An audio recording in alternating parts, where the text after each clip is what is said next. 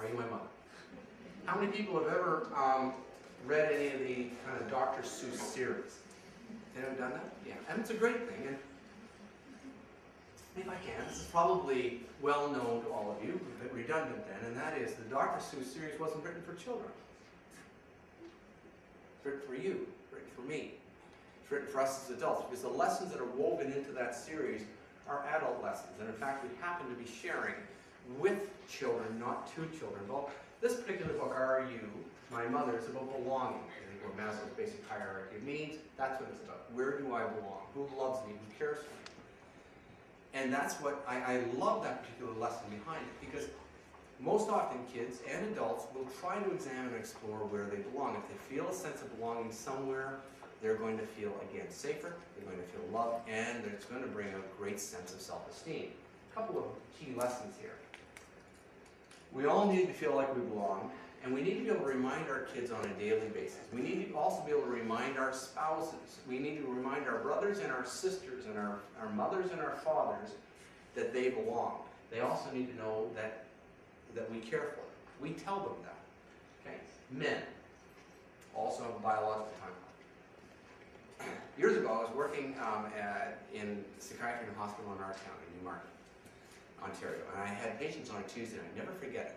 On the Monday night, Janet and I, who were relatively newlyweds, we were 2 years married, she and I had a conversation. You know, one of those conversations. Ever had one of those? It's a conversation. And I said, Janet, honey, I love you.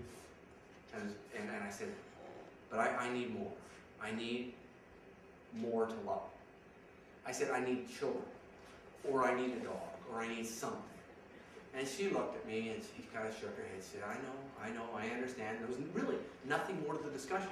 So I went to work the next day, came back, probably finished my last patient around 8 o'clock in the evening, came back in the house, opened up the door, and there's a big black bouvier looking at her.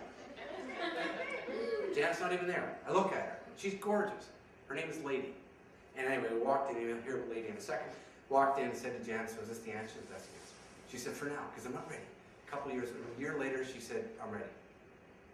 So I say that to you because I knew that that was happening for me, and men absolutely have that desire and that need, just as much as women will.